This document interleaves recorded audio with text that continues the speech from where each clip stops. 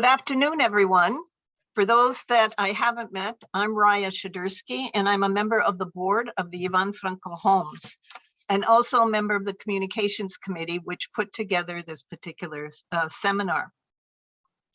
We see that we have a number of people that are joining along the way, and I hope that they get the full aspect of this seminar. We want to just let you know that everyone is muted except for the speakers. We will have questions after the conversation is finished. If you have any questions, please enter them in the Q&A section, which is the bottom, or in some cases, the top of your screen, the Q&A button, and there you can post your questions. At this point, I would now like to introduce the moderator of this particular seminar, Dr. George Hutsuliak, who's a family medicine practitioner. He's also Vice President of Development and Fundraising with the Ukrainian World Congress. And most importantly, he's a member of the board of the Ivan Franko Homes. Dr. Hutsuliak, please take it away. Thank you very much, Raya. And I want to thank you and your team for the work you've done in setting up this meeting. I think it's a very timely place and time for us to get together considering what's going on. I want to also thank our viewers for joining in. I think this could be a very positive impact.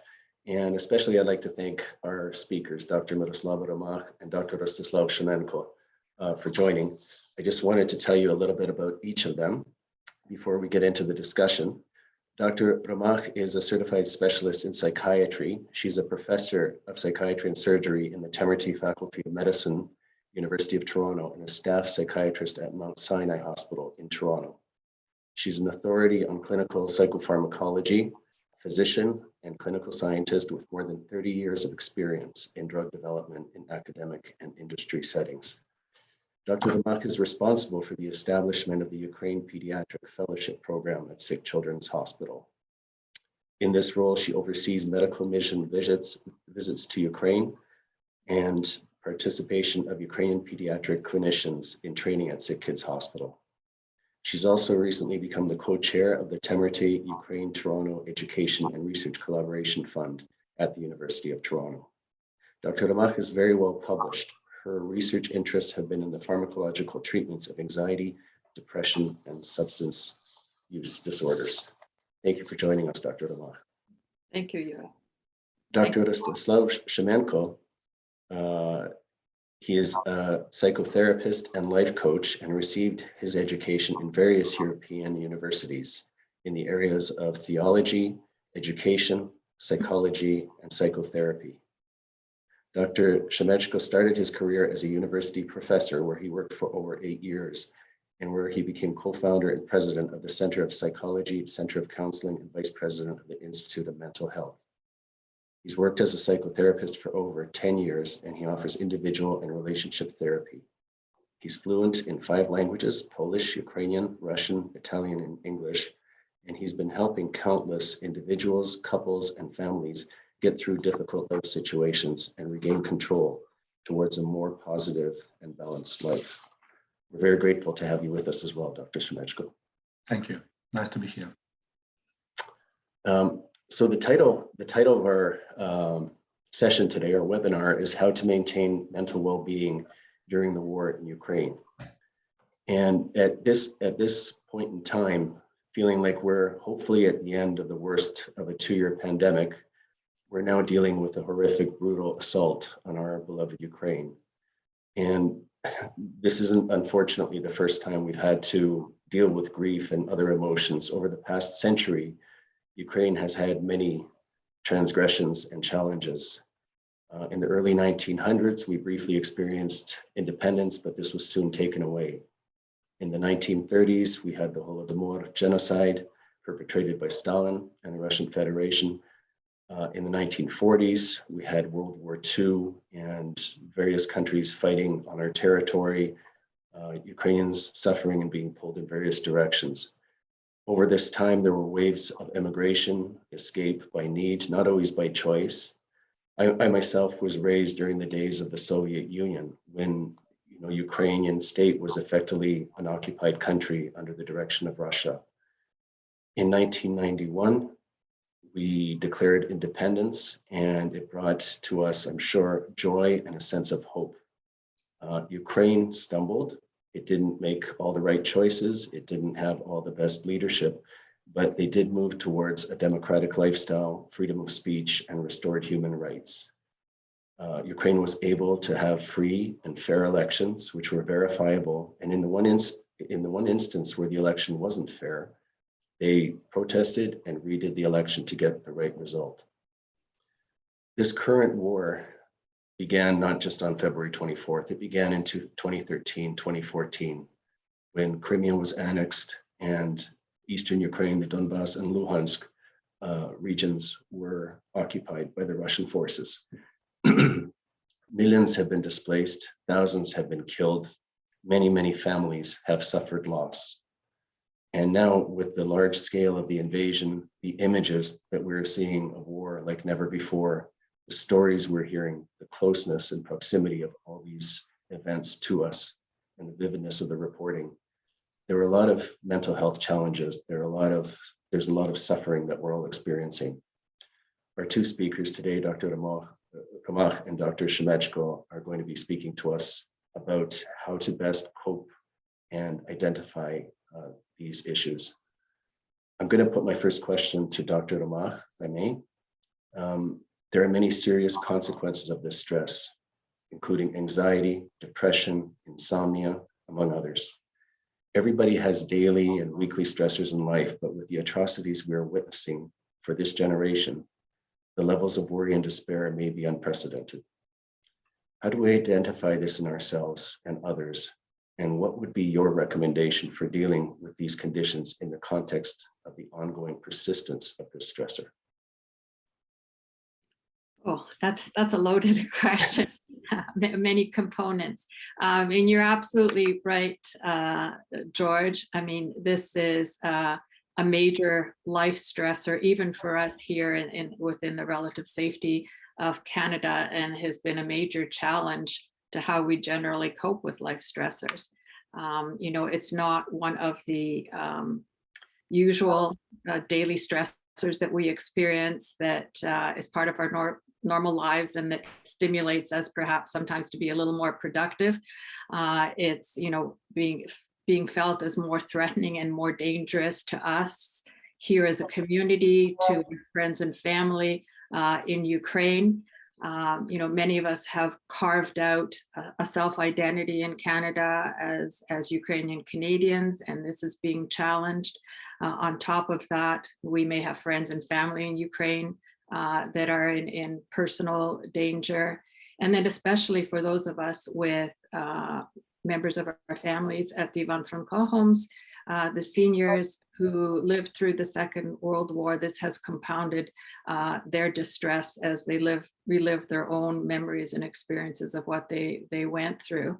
And then, as you mentioned, this has all come on top of the major stress of having, maneuvered our way through the experience of the COVID pandemic, which we're still not entirely out of. So it's been quite a challenge to all of us as to how to stay emotionally well and to try and manage this particular situation, which because it distinguishes itself in that it's beyond our personal control. And those are particularly the more difficult stresses to deal with when you don't feel like you have much that you can do to change the situation. But I think there are a couple of things that need to be borne in mind about this. That people are generally strong and resilient and generally have the skills that they need to cope with the stressors they're going to face in a lifetime. So people are amazingly resilient.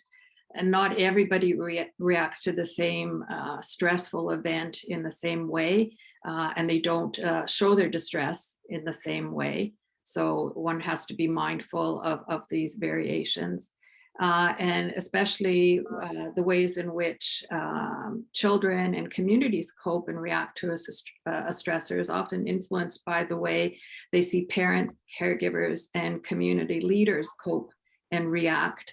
So we have to be mindful of that. But I think one of the first things that's, really important in dealing with stress you're experiencing is to take care of yourself. If you're not feeling well yourself, you have the capacity to be helpful and supportive to those around you. So, for example, we're hearing and we're talking about the war repeatedly over the last couple of months, and this can be very upsetting. So it's important to take a break from watching the news, reading articles online or on social media, to just take a break from this on a regular basis and not become all consumed with it. To take good physical care of yourself, whether this means very common sense things like, eating a healthy diet, exercising regularly in whatever capacity you're able to. We know that exercise has a significant influence on mood and on our sleep patterns through its effects on endorphins and endocannabinoids that can help us manage stressful situations, to get adequate sleep, to avoid excessive use of alcohol or caffeine or tobacco, which can make us feel more anxious. And to do very simple things like, for example, practice, slow, deep breathing, which is a good way to sort of step back and ground yourself and gives you some release from the physiological and psychological arousal that you can be experiencing. It's important to connect with your social support system. So talking with friends and family members. Maybe if you feel you need to speak with your family doctor, if you're feeling excessively distressed, trying to manage your thoughts, which tend to be very negative at this point in time, and try to replace them with more positive or objective ones, and to try to stay hopeful. Maintaining sort of a permanent sense of grief over everything that's happened is not going to be productive in terms of taking steps to be helpful to Ukraine at this point.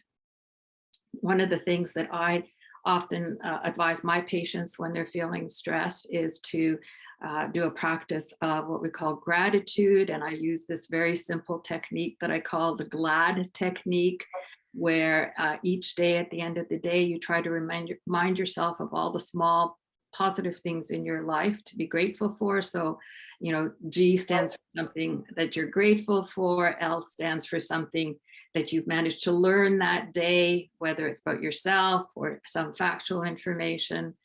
A stands for some accomplishment you've had, no matter how minor, but to remind yourself that you've done something productive. And D for delight, to remind yourself of some pleasant event, something that made you laugh that particular day.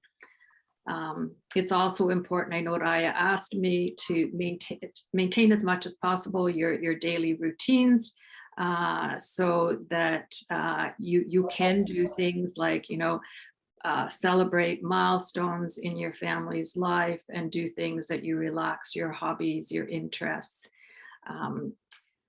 Very much an activity that we're all, I think, engaged in to some extent is practicing compassion and empathy. And this goes a long way, we know, in diffusing some of the stress we're experiencing. So whether it's donating money, supplies, or your time through volunteering with organizations or agencies in activities honoring the victims of the war. But it's also important to bear in mind to pace yourself with these things again, and to be mindful of things like compassion fatigue and disappointment, that you keep your expectations realistic of what you can do to be helpful in trying to deal with this situation. And then recognizing your own personal limitations and acceptance that there are certain things that you cannot exert any control over. Rather than worrying that you're not doing enough. Taking care of your family is important as well, again, by maintaining routines as much as possible, again, celebrating milestones and doing enjoyable activities, giving children, family members an opportunity to discuss how they're feeling, to reassure them and let them know that you're there for them to count on. and letting them know that it's okay for us to be fearful, to feel anxious, and maybe talk about ways that you can be helpful to manage some of their concerns. And the same thing with how we respond as a community, to try and prioritize and organize what it is that we can do, to delegate tasks and share them together, and basically break down these tasks into smaller steps that seem more manageable, and that we can see that we're making some progress by building on top of one step at a time. And then lastly, as I've gone on here, George, the psychological the psychological symptoms you might experience sometimes when stress has been more persistent and is starting to interfere with the way you're able to function on a daily basis, and as a change in your usual sort of patterns of behavior or changes in your health to be aware of are things like, are there any changes in your eating or your sleeping patterns? Are you eating too much or too little, or sleeping too much or too little, finding it difficult to get out of bed in the morning, becoming more withdrawn so that you're avoiding interacting with other people or talking less with other people, experiencing sort of recurrent headaches or stomach pains or neck or back tension, or worsening of any sort of chronic health problems you may have, like your blood pressure, not being managed well, or if you're diabetic, your insulin levels kind of jumping all over the place. Feeling guilty or helpless or irritable, also signs to be aware of. Having difficulty with your concentration or your attention, increasing use of alcohol or tobacco or other recreational drugs to try and manage these negative feelings you might be experiencing, and just avoiding doing things that you enjoyed doing in the past, your hobbies, your sports, whatever. If there's been a major change in that, as I say, and it's persisted, then that's probably a good time to seek some advice, whether it's with your primary caregiver, your family doctor, a mental health professional, if you have access to one, or if your family doctor thinks that, a referral to someone would be helpful. Those are the kinds of things to pay attention to. So I'll stop at that. That's wonderful. A lot of great information there. One thing that you mentioned, among many that really resonate with me is, everybody's heard that they should take time at the end of the day just to reflect and just to be good to themselves. And I really like that GLAD acronym that you explained. And this is a time where we should be doing it all the time, but this is definitely a time where we need to see some silver linings. And we can like the fact that the world has almost universally supported Ukraine. We can also celebrate the fact that Ukraine is showing such bravery, such courage, such leadership, and earning the respect of the world. These are two things that help me a lot. But I just wanted to underscore the point that you made about the GLAD and taking the time at the end of every day just to be grateful for a few things and to share that gratitude with those close to us. I think that was a really good point. I wanted to just remind our viewers that you're able to submit any questions through the chat function. We'll ask some of these questions at the end of our time together, and we will not be identifying anybody who's asking these questions, so no worries about anonymity. If I could shift to Dr. Shemechko, we're talking about stress and the many different presentations of stress and how it affects our well-being. We have it on a daily basis, on a weekly basis, but right now it's, for especially Ukrainians around the world, it's likely at an unprecedented level. Could you talk to us, what is stress? How does it affect our physical and emotional well-being? And what advice would you give to someone who is unable to get out of this negative cycle of, watching the horrors on the TV, the internet, which cause them the stress and the sadness and the fear and anger and despair? Could you share your thoughts on that? Thank you very much for the question. Let's start with a short definition. Stress means feeling troubled or threatened by life. We don't have to be afraid of stress. because stress can help us to mobilize. Very often during our life in different situations, we feel that we are stressed.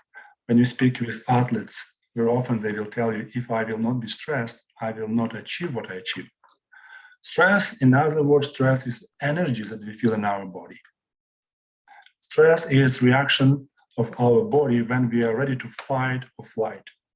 In other way, in this situation, when we are stressed, we are very strong. Problem is when we have very long time when we are stressed. Because when you are stressed 2 or 3 hours and you can perform, you can achieve, you can fight, you can flight. But if you cannot achieve, if you cannot escape the dangers, what we have right now, we have this challenge in Ukraine, we have this difficult situation, we receive calls from our friends, from our family members. We are really worried about what's happening there and if they will be alive tomorrow. So this stress is long. You're not able to stop to be afraid.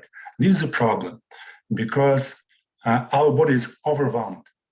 We are not able to process what happened. We are not able to do something and finish the stress. So from this perspective, as I mentioned, it's very important to understand the positive aspect of stress and negative aspect of stress. And right now, what can we do? First of all, we have to understand stress. You asked me about symptoms. Yes, and also as Dr. Roma mentioned, yes, we can feel that our heart beats faster. We can feel that we are tense. We can feel that uncomfortable feeling in our body. We can feel pain in certain part of our body. On one side, we have to understand that right now, our body is mobilized to do the best what we can do.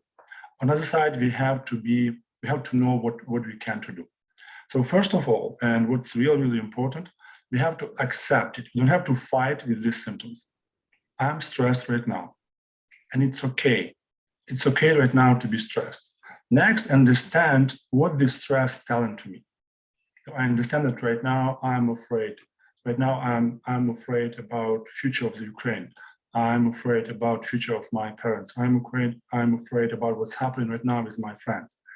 Next, we can ask ourselves, what can I do in this situation? Because I think the problem is when we just stay, we feel stressed and we don't do nothing. This is a problem. When we direct our attention to constructive action, maybe I can do something to help other people. Maybe I can volunteer. Maybe I can donate. Maybe I can support somebody else. So another way, direct this energy, because it's energy, direct this energy to positive goal. Next things, there are often people who come in my office to see me and asking me to help them. I just realized that they have focused their attention in 2 directions. First one, their past. They constantly think about their past, why it happened, why I didn't do something else, why other people did it to me. And if you can understand, it's not possible to change. And because past is something that happened, we cannot change it. And very often people who are focused in their past, they're depressed because I'm trying to change something. It's not possible to change. They feel guilt, they are depressed, they feel upset. Other people direct their attention in their future. They try to control what will happen. What if it will happen? What I will do? And very often the thoughts that we have are very dramatic, very catastrophic. And here we have another story. We cannot control our future. What happened? Our brain tries to control, but we cannot. And in this situation, we can be very anxious, we can be worried, we can be scared. So here second advice, we can understand something from our past, we can prepare ourselves from future, but we can come back to the present moment. Our life is happening now and here. So if you would like to manage stress, you have to understand, okay, what can I learn from my past? What can I do in order to prepare myself from the future? But I'm coming back here now, and I'm doing what I'm able to do. So I'm continue to do the things that allow me to do what I plan to do. Say I'm continuing to do what I really believe needs to be done right now. So second advice, be here and now. Ask yourself, what exactly can I do now, and do it. So let's say I remember something. Okay, I understand, I'm coming back and I'm taking care of my children. Or maybe I'm thinking about future. Okay, I understand it. I'm coming back and I'm continue to speak with my client. I continue to do what I have to do. We call it be here and now. Next, very important thing, what also was mentioned by Dr. Rama, be careful about content of your thought. Very often our thoughts are catastrophic. And here it's very, very important to differentiate between potential problem and current problem. Current problem is problem that I have right now. So right now I have to take care of my children. Right now I can help volunteers. Right now I can donate money. It's okay. Potential problem is problem that could happen. What if it happened? What I will do? So very often it never happened, but we spend our energy and we do something that we try to do something that we cannot do. So another way, try to be concentrate on your current problem and direct your attention here and now and do what you can do. Next thing, it's very important to be kind with yourself. What do I mean? Very often I receive the call from Ukraine, and also I hear my friends here in Canada telling me, I just feel hopeless. I feel guilty because I'm not able to help. I'm here and people there in Ukraine, they are dying, and I'm here in a comfortable situation. So here, what we can do here. First, what does it mean to be kind with yourself? We have to understand we cannot control everything. We cannot control everything. We have to recognize that we are limited. I'm not able to change current situation. I'm not able to do it. But I'm able to do something. So even if I'm limited, I can do something. So I understand my situation. I understand that what happened to me right now, that I'm scared, that I'm worried, that I'm preoccupied, it's normal. I also understand that I can do something. So I'm not powerless. I'm not hopeless. I do something. And also I understand and I remind myself it's temporary. I'm also directing my attention in the future, telling to myself, I know it will finish. I hope that we will win. I will do everything I can to help our soldiers, our volunteers, and our people. Another way, be constructive. Take care of content of your inner dialogue. Because very often we are not in contact with reality. We are in contact with our interpretation of reality. It's very, very important to understand that very often we are watching a movie in our head, movie about something that doesn't really happen. We're afraid about something. We create this traumatic or dangerous situation, and we just spend in our energy. Instead, I can be here now, do what I can, and also be productive. Next, very important things, very people tell me, I'm constantly in internet. I'm checking news. I'm trying to know everything. On one side, it's good because we want to know what's happening. We want to know about news from Ukraine. At the same time, be kind with yourself and also respect your limits. Some people just cannot constantly spend all the time with TV because it's overwhelming. So in this case, just decide, maybe I will watch TV or news in the morning and maybe afternoon. It's enough. It's enough to understand what's happening, and we don't have to spend all our time watching news, watching TV. Next, very important things. We have to establish our routine. A lot of people telling me, after start of the war in Ukraine, I kind of lost myself. I'm not able to work. I'm not able to have a nice relationship with my family. I cannot do what I have to do. I cannot take care of my responsibilities. So even if it's a good sign because it's telling us that this person is really sensitive and this person cares about what happened in Ukraine, but on the other side, if it will continue, this person will need help. Because if he will be stressed, if he will be constantly under stress, so after a certain time, he will tell, I need help right now, please help me. So what we can do, limit our time that we spend with internet, or watching TV, watching news. Just understand what's happening, and after redirect your attention and be productive. Do something that you can do. Help other people. Next very important thing, a lot of people telling me right now, can I be happy or can I be joyful? Can I enjoy life nowadays when I know what's happened right now in Ukraine? It's a very delicate question because on one side, we have to be empathic, like empathy. We want to understand and we want to be together connected with what happened in Ukraine with our people. At the same time, we have to take care of ourselves. In order to function, in order to be productive, we need two very important things. First, we need activity that will provide, will receive pleasure. And we don't have to feel guilty about it. Because in order to function, we need energy. We need to receive something positive from our life. So what do I mean? I mean like do something from fun. Like if you know that certain activity, certain meeting, certain conversation, certain action allow you to feel good, just do it. Because you have to charge you with energy. At the same time, we need also another kind of activity, achievement. So do something to achieve because it's our self-esteem, and also it helps us to understand that we are doing something important. So we have to find a balance between doing something from fun, like for example, if you will leave flower without water, without sun, okay, and we'll expect just fruit, nothing happens. The same happens with our body. We need to recharge with energy. So it's nothing bad. We don't have to be guilty about it.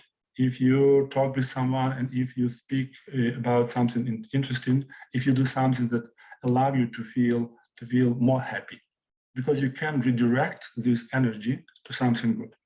I remember my conversation with my friend psychologist who was like calling me, and I was telling them, I feel guilty that I'm here, I'm not there. And I remember how they told me, don't do it. Because when you are stable, when you are in peace, we can call you, we can ask you for help. We know that you are doing something important there because we are organizing this meeting. Okay, we are working as volunteers. They also help as psychologists from Canada. They're like, no, don't be worried about it because you can do something very important there. And I know that I can call you and I can cry because I know that you are stable and you can help me. So it's okay to be stable because we can help other people being strong. It's normal. And also what Dr. Romach mentioned, take care of ourselves and take care of our family. It's also important to remember that we can receive support from community, we can receive support from our tradition, from our spirituality, hoping in the future, understand that even if we are weak because we are limited, but still doing something like a little bit, is everyone will do something like a little bit, at the end, we can really help other people. But in order to help, we need to be stable and we need to be strong.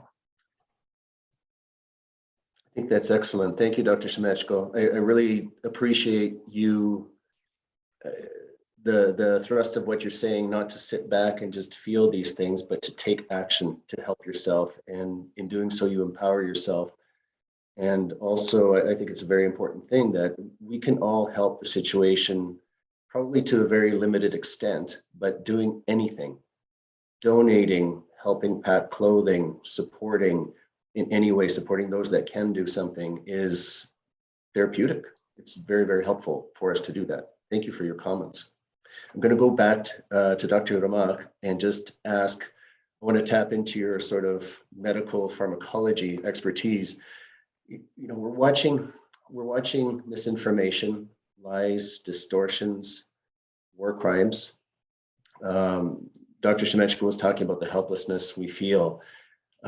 It's difficult to deal with these things. And, some people can manage it well and sort of put it in its place, but other people over time, they'll get worse and worse and worse. What sort of red flags do we look for? What would be the time where you would recommend that we seek professional help? And how do we go about doing this for ourselves or those close to us? Well, I think to begin with, it's important that, we're just bombarded with information about the war from so many sites that it's important to try and encourage people to look to credible sites. There's so much on Facebook. A lot of what's happening in Ukraine gets posted on Facebook, and we know that there isn't very good control over what gets posted on Facebook. So even as a community, to encourage our members to try and look to credible sites for getting information about what's going on, to get the information from experts on various aspects of the war, rather than from armchair philosophers, which we have a lot of also in the Ukrainian community, and sort of generate a bunch of conspiracy theories, to try and obtain as much objective information as possible. And again, as Rostislav mentioned, to take breaks and limit your exposure, not only to what you're reading, but in your personal discussions with your family, that, not allow this to become the major topic of your daily conversation with, whether it's with your parents or your friends or whatever, that it's okay and it's important to talk about daily activities that we need to engage in to function as individuals. But in terms of when to seek help, I think, as I mentioned earlier, some of the changes in health behaviors, if they're significant enough that you're finding it hard to focus on your work, focus on your relationships, that they're interfering with your functioning in this way, then I think it's important to get a more objective opinion about what could I be doing to help myself feel better. Some people are more self-motivated than others, to be active, to construct change. Some people experience distress through somatic symptoms, so they'll often present to their physicians or whatever with many physical complaints. And it's important that, which is part of what the UNEF program will be doing, for physicians to recognize when there might be underlying psychological issues that are contributing to the problems, or that are the problems are manifestations of that kind of mental distress. I think it's important to remember too that it's hard work to make behavioral changes in how you cope with stress.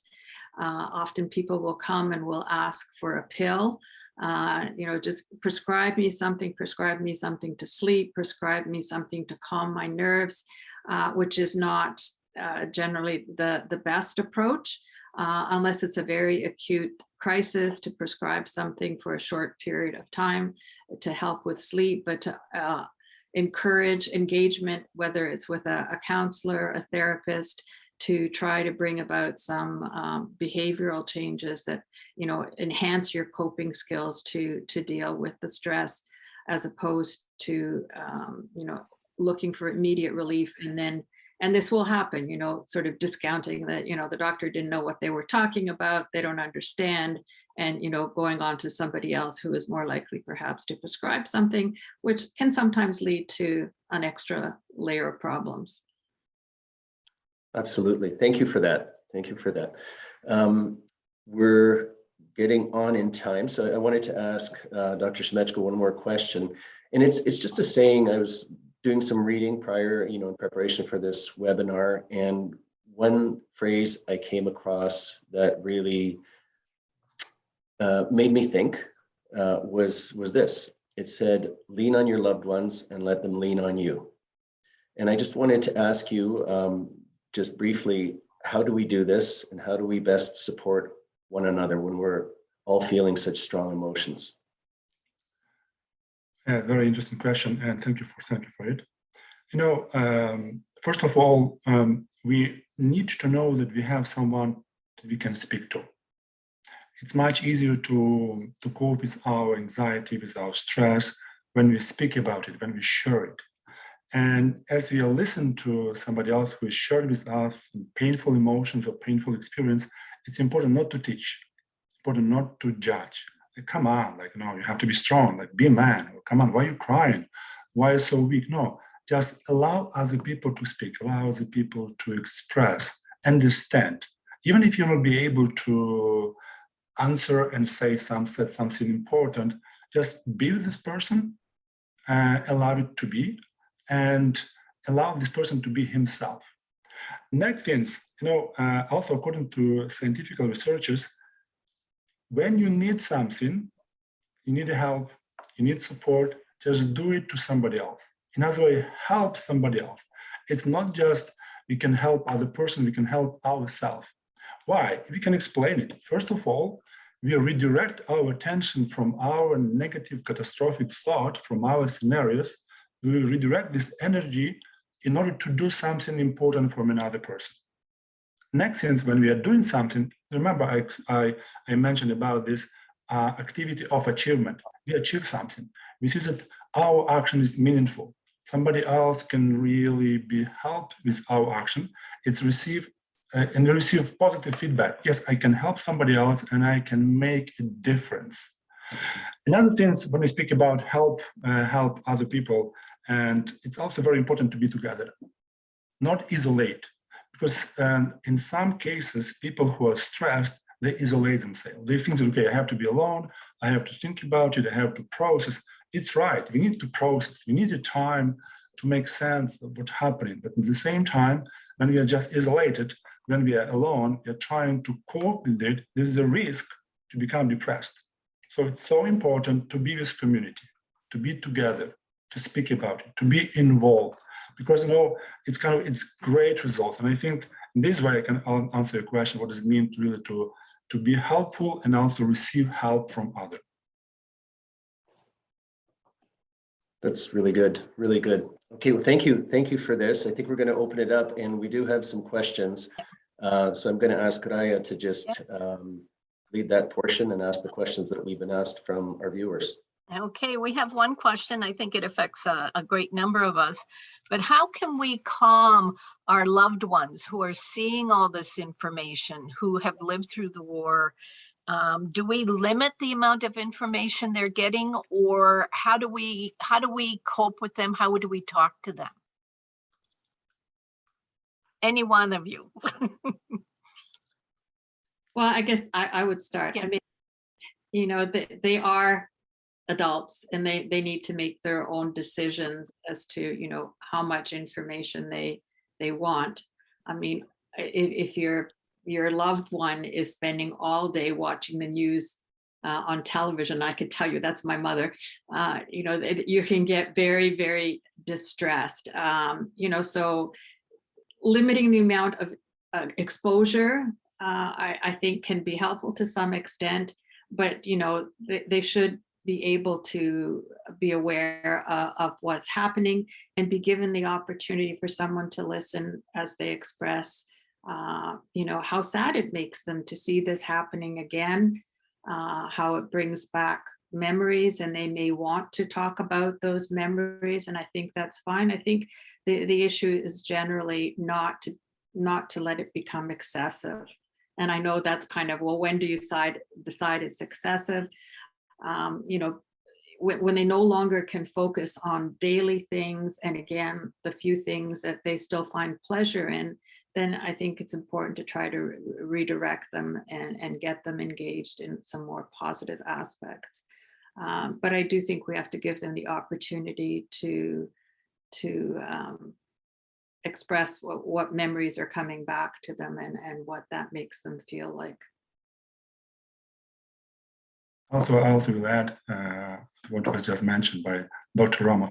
Yes, it's very important to help them to find a balance, because it's true when we're watching this negative news, it's okay that our body will react. It's normal, because we're in contact with painful and maybe with traumatic events.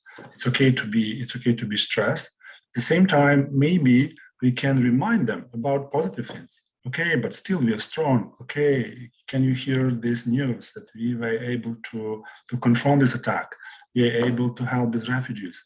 There's a lot of country helping us. There's a lot of country right now helping us to with arms, with weapons, with political decision. So another way to show them this positive aspect of the situation. Next thing is, if you would like to involve a little bit more, you can teach them some coping strategies, like for example, breathing techniques. Our emotional state is directly connected with our breathing.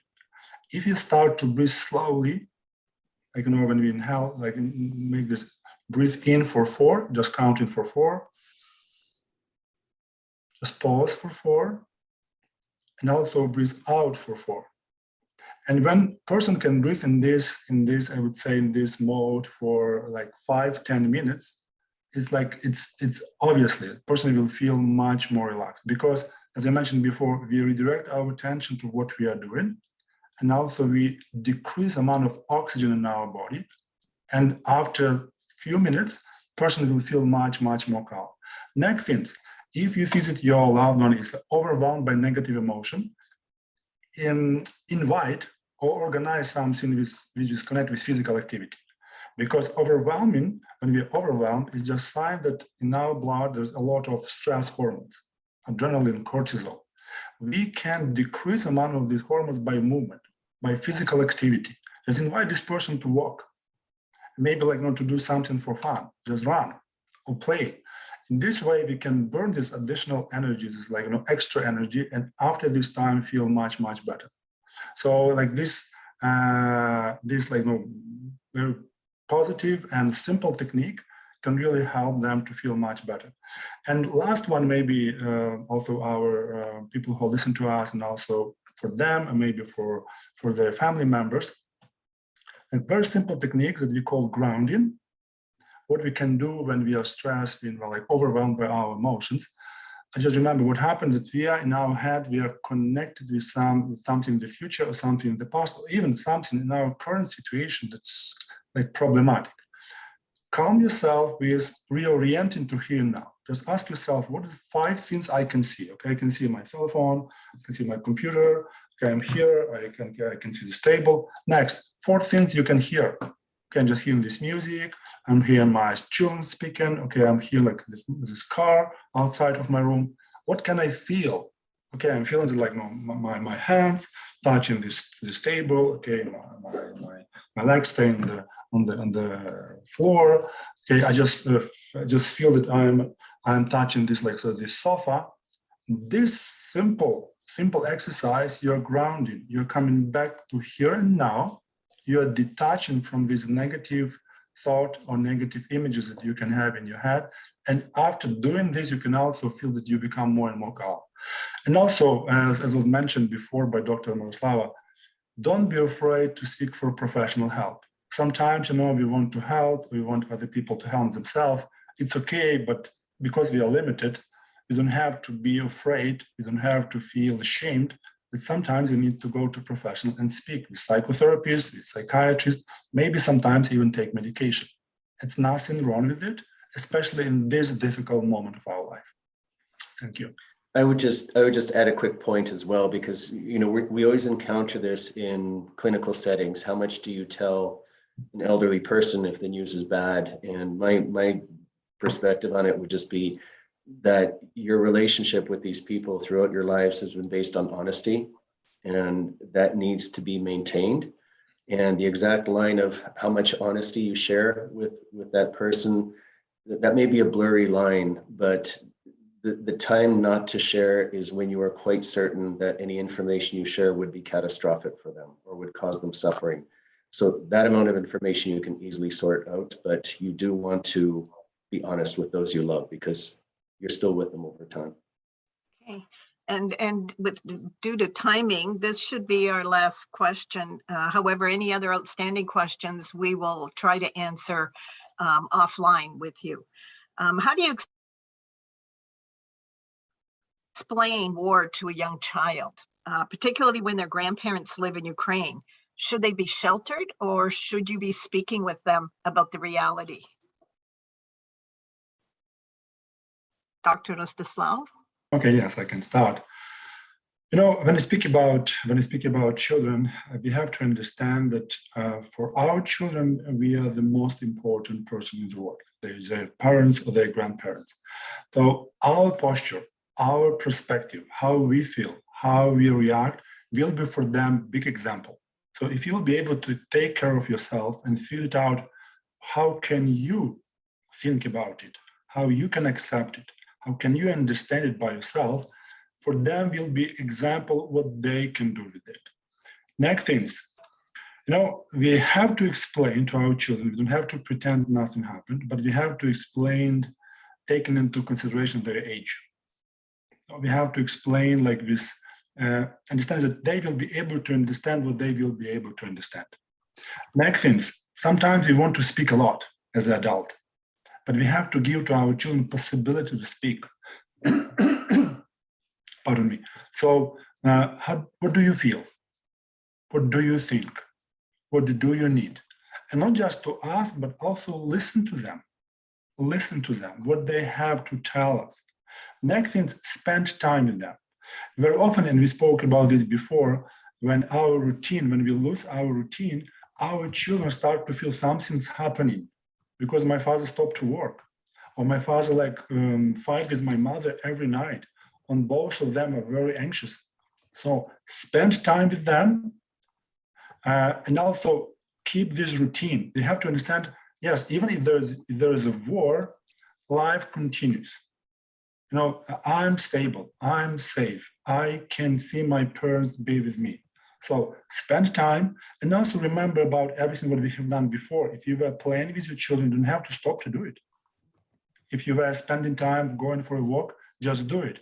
So this routine will give them a lot of stability. So this will be my answer.